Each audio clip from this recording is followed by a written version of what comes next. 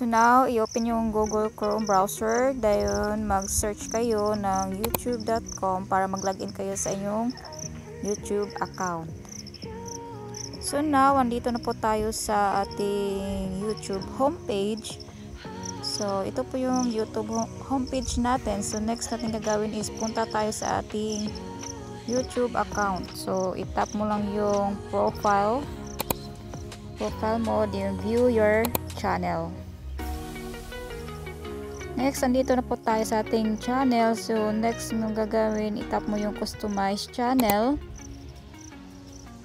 Then, madirect tayo dito sa studio. So, return to studio lang natin siya.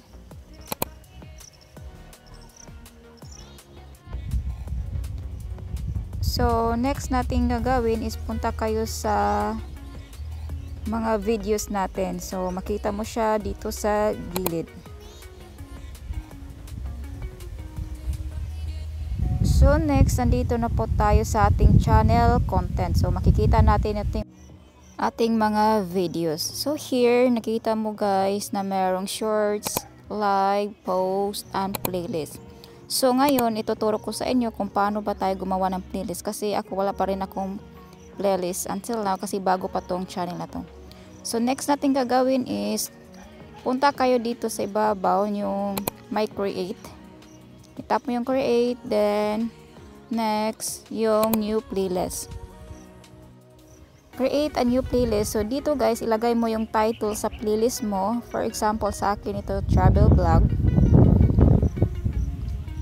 So next is scroll down natin siya.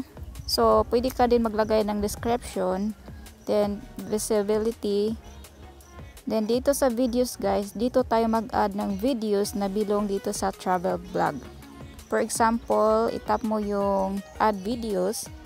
So here, makikita mo yung mga uploads mo. But hindi lahat ng uploads mo guys makikita dito. So for example, i-click natin to siya guys. Hanap pa rin tayo ng ibang video na ilagay natin sa ating playlist. So meron ibang hindi pakita dito guys, pero pwede mo siya i-search by using this search button sa ibabaw. So for example, i-search natin yung Chocolate Hills. So dito na siya guys, makikita natin yung post natin sa Chocolate Hills. So i-click lang natin yung box. So ano pa? So for example, Paliton Beach.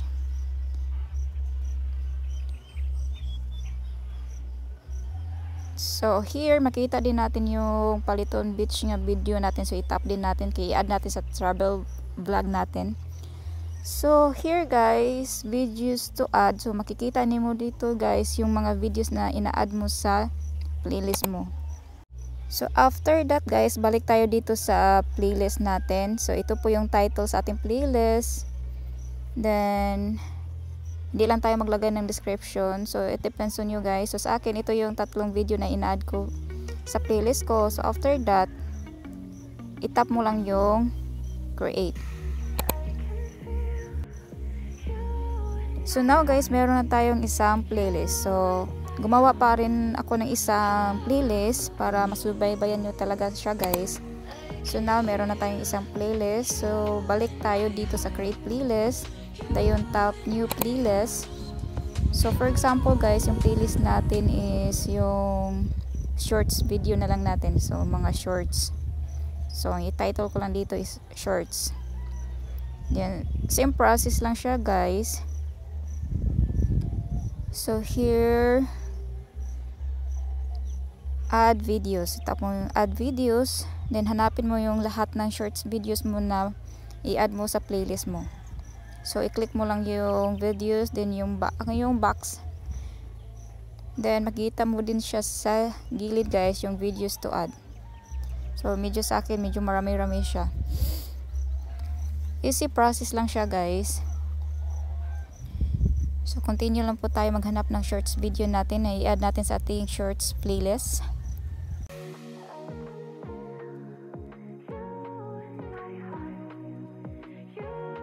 So dito pa rin natin makikita guys sa gilid yung mga videos na ina-add natin sa ating playlist.